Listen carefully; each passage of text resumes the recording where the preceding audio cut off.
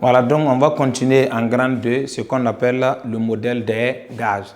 Donc, grande 2.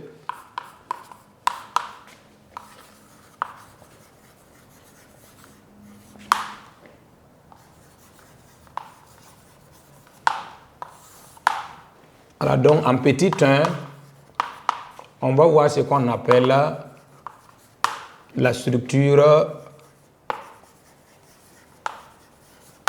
moléculaire. Voilà, donc ici, en général, ce que l'élève doit retenir, quand on parle de structure moléculaire, ça veut dire quoi? Puisque quand on parle de structure moléculaire, ça veut dire que les gaz là sont constitués uniquement que des molécules. Voilà, en général. En général, les gaz là sont constitués uniquement que sont formés à partir de molécules. Donc, ça veut dire qu'on dit que les gaz là ont une structure moléculaire. Mais ça aussi, il faut faire une remarque puisqu'il y a des gaz qui ont une structure atomique. Voilà, c'est généralement les gaz rares. Donc, en général, ce que l'élève doit retenir, en général, là, les gaz là sont constitués de molécules.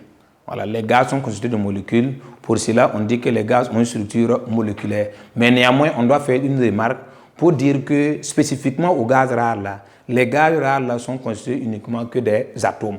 Voilà, donc, mais de façon générale, les gaz sont constitués de molécules. Voilà, donc c'est ce qu'on doit retenir quand on parle de structure moléculaire. Pourquoi dit-on que les gaz ont une structure moléculaire? Dites simplement, les gaz ont une structure moléculaire car ils sont constitués uniquement que des molécules. C'est ce que vous devez retenir. Ça ne dépasse pas ça. Donc, on va noter ça. En général,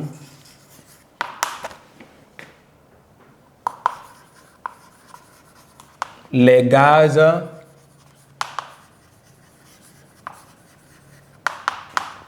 sont constitués de molécules. 2 points. On dit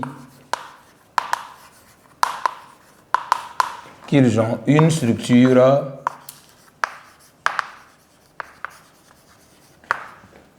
moléculaire. Voilà. Pourquoi dit-on que les gaz ont une structure moléculaire?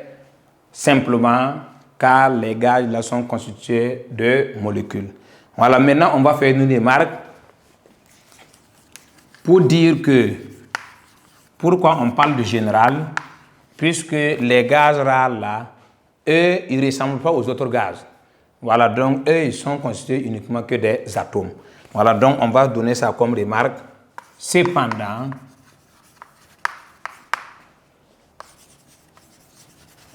les gaz rares ont une structure atomique.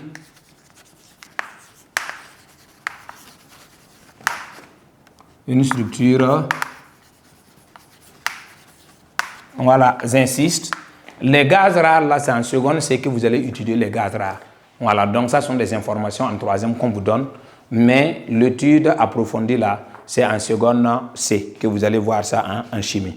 Voilà, donc, après le petit 1, la structure moléculaire, on va voir ce qu'on appelle la structure dispersée. Voilà, ça veut dire quoi?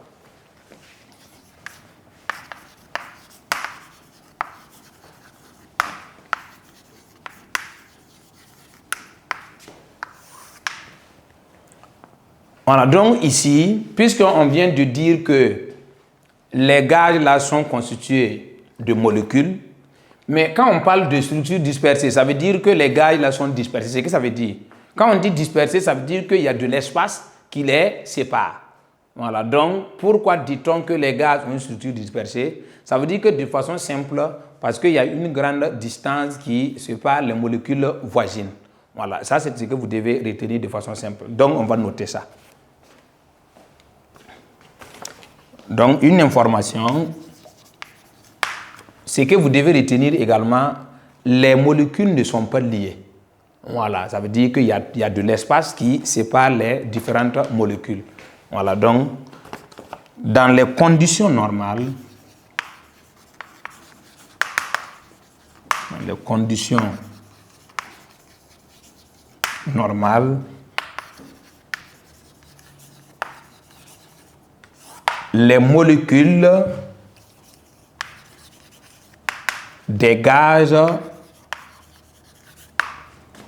ne sont pas liées.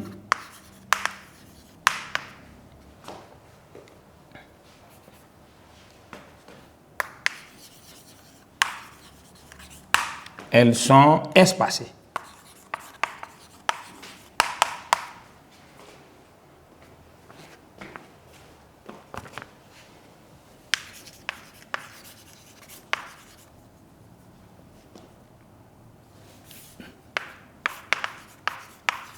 La distance qui sépare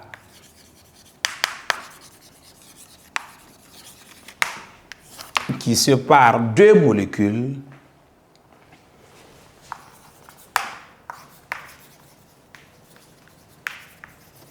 est plus grande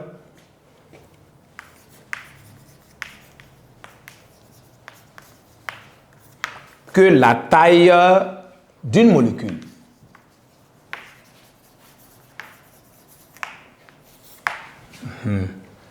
Deux points. On dit que les gaz ont une structure dispersée. On dit que les gaz ont une